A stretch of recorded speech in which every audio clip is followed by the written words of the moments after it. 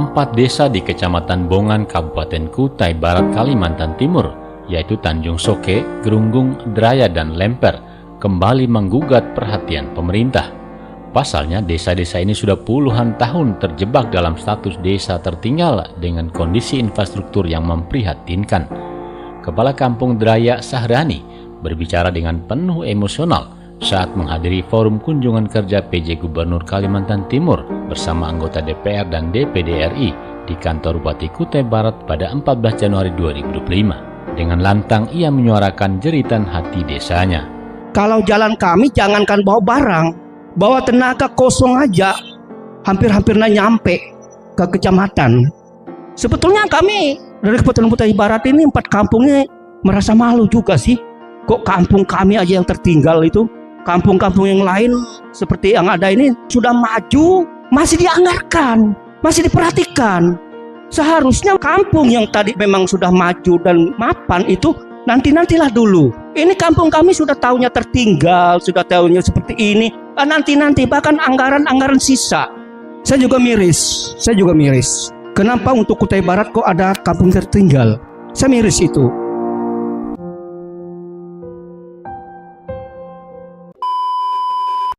Halo Sobat Geografi, apakah kalian tahu apa itu kota? Apa itu desa? Untuk itu, simak video pembelajaran ini ya.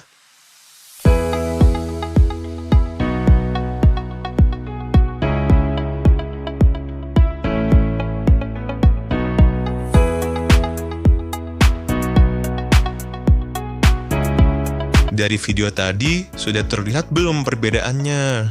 Yes. Nah, jadi pada video pembelajaran kali ini, kita akan mempelajari materi mengenai usaha pemerataan pembangunan desa dan kota, dan dampak interaksi desa dan kota. Tujuannya yaitu untuk mencapai kemakmuran dan kesejahteraan rakyat, sehingga semua warga negara dari berbagai lapisan masyarakat dan wilayah dapat merasakan hasil pembangunan yang sama tanpa perlu melakukan urbanisasi. Usaha pemerataan pembangunan di desa dan kota. Pengertian pembangunan nasional, rencana pembangunan nasional,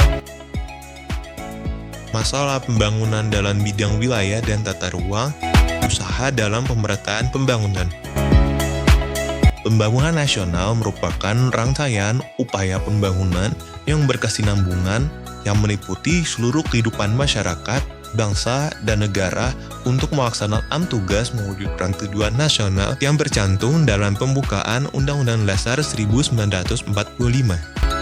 Perencanaan pembangunan, agar pembangunan terselenggara, maka harus tersusun secara sistematis, terarah, terpadu, menyeluruh, dan tanggap terhadap perubahan. Masalah pembangunan, yang pertama, tata ruang dalam kondisi krisis.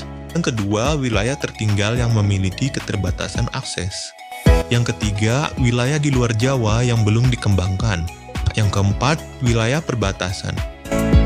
Yang kelima, pertumbuhan perkotaan yang tidak seimbang, yang keenam, menimbulkan dampak negatif bagi kota lain. Dan yang terakhir, kondisi sosial ekonomi desa yang tertinggal dengan kota. Usaha dalam pemerataan pembangunan. 1. Pembangunan infrastruktur. 2. Pemerataan persebaran penduduk. 3. Modal usaha. 4. Pariwisata dan ekonomi kreatif. 5. Mempermudah investasi. Dampak interaksi desa dan kota. Dampak positif desa, dampak positif kota, dampak negatif desa, dan dampak negatif kota. Dampak interaksi desa dan kota. Dampak positif bagi desa, yaitu pengetahuan dan pendidikan di desa meningkat, aksesibilitas desa semakin mudah, pengetahuan teknologi semakin meningkat, desa semakin produktif, kesenjangan ekonomi antara kedua wilayah berkurang. Dampak positif bagi kota, yaitu Terpenuhinya kebutuhan tenaga kerja, kebutuhan bahan mentah dan pangan terpenuhi, makin luasnya daerah pemasaran hasil industri kota, meningkatkan keragaman sosial dan budaya. Dampak negatif bagi desa, yaitu tingginya arus urbanisasi, berkurangnya tenaga kerja produktif, berkurangnya lahan pertanian, perubahan tata guna lahan, dan budaya di desa bisa semakin memudar.